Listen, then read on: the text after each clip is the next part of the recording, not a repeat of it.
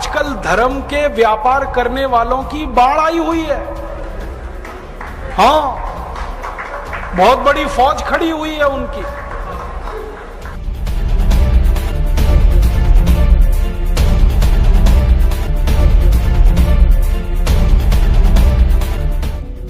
शराब का सबसे पहला फायदा, शराब आपके कॉन्फिडेंस को बढ़ाती है।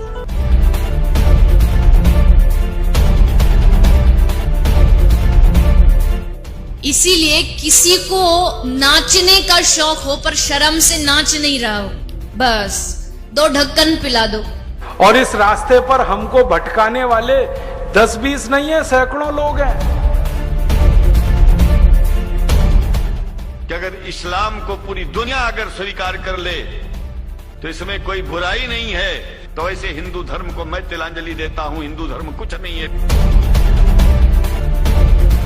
और भगवान राम की जिंदगी के वो प्रसंग कभी नहीं सुनाते जो हम में वीरता पैदा करें। सूरत आपकी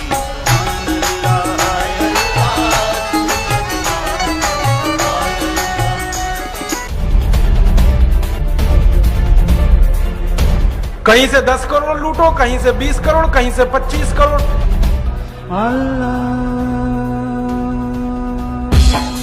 तेरी मोहब्बत दिल में है या अल्लाह, तेरी मोहब्बत दिल में है या अल्लाह।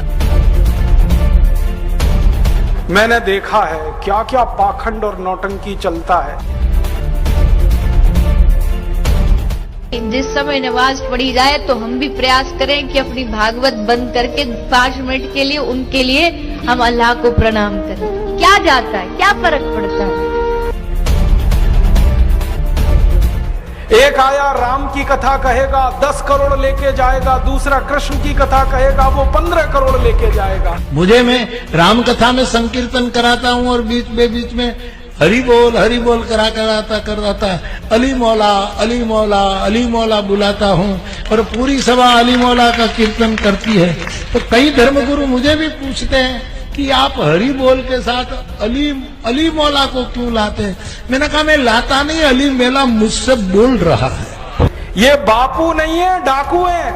बापू नाम तो शर्म आती है कहते हुए, और माला पकड़ा देते हैं कि राम राम राम राम राधे राधे राधे राधे राम राम राम राम राधे राधे, बस यही करो देश तो ठीक हो जाएगा। और ज्यादा उनसे तर्क करो तो कहने लगे तुम क्यों व्यर्थ चिंता करते हो, तुम क्या लाए थे, क्या ले जाओगे, जो हो रहा है अच्छा हो रहा है। मैंने देखा है क्या क्या पाखंड और नौटंकी चलता है। भगवान राम की कथा कहने आते हैं और भगवान राम की जिंदगी के वो प्रसंग कभी नहीं सुनाते जो हम में वीरता पैदा करें, जो साहस पैदा करें। राम की जिंदगी में बहुत सारा हिस्सा साहस का है, वीरता का है। जब 14 वर्ष के लिए वनवास चले गए राम, तो हमको सुनाई जाती है राम की जो कथा ना, उसमें कहते हैं राम ने 14 साल एक ही काम किया, हाय सीते हे सीते, हाय सीते हे सीते, हाय सीते, ये सुनाते हैं हमको। हाँ, यही सुनाते हैं निकाल के कहानी में से। और मैं कहता हूं कि राम को अगर हाय सीते हे सीते हाय सीते यही करना था 14 साल, तो दूसरा विवाह क्यों नहीं कर लिया। सैकड़ों राजा तैयार थे अपनी राजकुमारियों को राम को देने के लिए, वो तो कर लेते दूसरा विवाह। क्योंकि हाय सीते हे सीते हाय सीते हे सीते, एक स्त्री के लिए अगर वो इतने ही बिलख रहे थे, तड़प रहे थे, दूसरा विवाह कर लेते। तो ये सब चुप हो जाते हैं, फिर बात नहीं करते। फिर मैं उनको रामायण में से निकाल के दिखाता हूं, देखो राम ने हे सीते हाय सीते कहा नहीं कहा ये मुझे नहीं मालूम, लेकिन 14 साल वन में रहते हुए सैकड़ों राक्षसों का संहार किया उन्होंने, मारा उनको और धर्म राज्य की स्थापना कराई। ये कहानी नहीं सुनाते क्योंकि इससे वीरता पैदा होती है। तो राम का जो वीरत्व है वो नहीं सुनाएंगे आपको, उनकी जो कमजोरियां हैं वो सुनाते हैं आपको। और राम कथा जब वर्णन की जाती है तो मंच पे बैठ के आहा कैसे आंसू ढलल ढलल आंसू निकलेंगे, आपको भी रुलाएंगे, खुद भी रोएंगे। किस बात के लिए हो, राम को वन गमन में इतना कष्ट हो रहा है, वन में इतनी तकलीफें हो रही हैं, तो राम की तकलीफों का वर्णन कर रहे हैं, आंसू आ रहे हैं, और ये सारा वर्णन एयर कंडीशनड मंच पर बैठकर होता है। अपने को तकलीफ नहीं होनी चाहिए, राम की तकलीफों का वर्णन कर। एयर कंडीशन मंच चाहिए, एयर कंडीशन घर चाहिए रहने के लिए, एयर कंडीशन कार चाहिए, और चार्टेड प्लेन चाहिए आने और जाने के लिए, तब राम की कथा सुनाई जाएगी। जो राम जिंदगी भर पैदल चलते रहे, जिन्होंने अपना रथ भी छोड़ दिया था अयोध्या से निकलते समय, वो राम ने जिंदगी भर पैदल चल के काम किया, और यहां एयर कंडीशन कारों में घूम घूम कर, चार्टर्ड प्लेन में घूम घूम कर राम की कथा सुनाते हैं।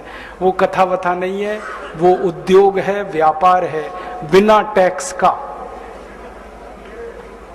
और मुझे बहुत शर्म है ये कहते हुए, समय आने पर प्रमाण से बात करूंगा कि राम कथा कहने वाले ब्लैक मनी को व्हाइट मनी करने के काम में लगे हुए एजेंट हैं, और इससे ज्यादा कुछ नहीं। और मुझे इससे भी बड़ी शर्म आती है कहते हुए कि आप जो उनको दे रहे हैं दान के रूप में, वो पैसा ब्याज पर उठा रहे हैं वो दूसरे लोगों को, और आपके दिए हुए पैसे से धंधा बना रहे हैं अपना। फिर ऐसे कृष्ण की कथा कहने वाले आ जाते हैं, कहते राधे राधे राधे राधे राधे राधे, और कुछ कहो ही मत, राधे राधे। कंस को मारा, जरासंध को मारा, शिशुपाल को मारा, अधर्मियों को मारा, ये सब थोड़े में, राधे राधे राधे राधे बड़े में। हाँ, क्योंकि आपको कायर बनाना है ना, निर्वीर बनाना है, नपुंसक बनाना है, तो वीरता की कहानी क्यों सुनानी है? तो चुन चुन कर ऐसी कहानियां सुनाते हैं। और मैं आपको बहुत गंभीर बात कह रहा हूं कि ये सारे हमारे देश में जो पाखंडी लोग हैं ना, राम और कृष्ण की कथा कहने वाले, ये सरकारों के साथ मिले हुए हैं, क्योंकि सरकारों ने इनको एक कान में मंत्र फूंका है, तुम लोगों का ध्यान इस तरफ भटकाते रहो ताकि कोई महंगाई के खिलाफ न लड़े, गरीबी के खिलाफ न लड़े, बेरोजगारी के खिलाफ न लड़े, अत्याचार के खिलाफ न लड़े, वो डूबा रहे राधे राधे राधे राधे राम राम राम राम, बस इसी में। और समझाते रहो, तुम क्या लाए थे, तुम क्या ले जाओगे, क्यों व्यर्थ चिंता करते हो, जो हो रहा है अच्छा हो रहा है, आगे होगा और भी अच्छा होगा। एक रास्ता ये है। अब दो रास्ते हैं अपने सामने, एक रास्ता भगत सिंह का, ऊधम सिंह का, चंद्रशेखर का, एक रास्ता हमारे ये धर्म गुरुओं का, पाखंडियों का, जो राम की कथा, कृष्ण की कथा। मुझे बहुत ऑफर आए हैं, मैं आपको दिल का दर्द बता रहा हूं, सच में कह रहा हूं, आपसे नाम नहीं लेता। मुझे ऑफर आए कि तुम कहां बेकार भटक रहे हो, मेरे साथ आ जाओ। मैंने कहा बापूजी क्या होगा उसमें? तो कहने लगे जितना मिलता है वो डबल हो जाएगा। मैं बोल रहा कैसे? तो उन्होंने कहा तुम्हारी वाणी में बहुत जोर है, और मेरे पास लोगों की भीड़ इकट्ठा करने का, मजमा लगाने का तरीका है। मैं ऐसा डमरू बजाता हूं कि सब इकट्ठे होते हैं, और तुम्हारी वाणी में जोर बहुत है, मिलके लूटेंगे, थोड़ा तुम्हारा थोड़ा मेरा। ऐसे खुले ऑफर हैं मेरे पास। और मैं कहता हूं बापूजी माफ करो। क्यों?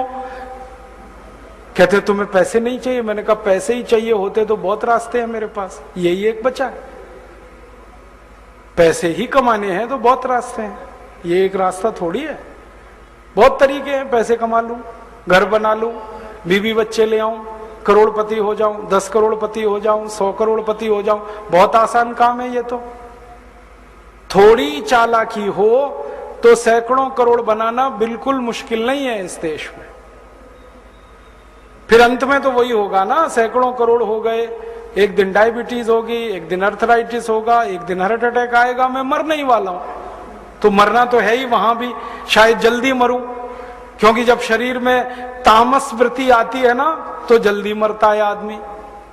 जब तक सात्विक रहता है तब तक थोड़ा दम रहता है, तो तामस वृत्ति आएगी, मरना मुझे वहां भी है। तो क्यों ना इस रास्ते पे चल के मरूं जहां सात्विक वृत्ति भी है, मरना है ये तो पक्का ही है, जिंदा तो कोई रहेगा नहीं। तो भगत सिंह का रास्ता क्या बुरा, ऊधम सिंह का रास्ता क्या बुरा, चंद्रशेखर का रास्ता क्या बुरा?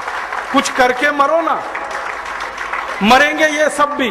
राम की कथा सुनाते सुनाते हार्ट अटैक आएगा, मरेंगे वो भी।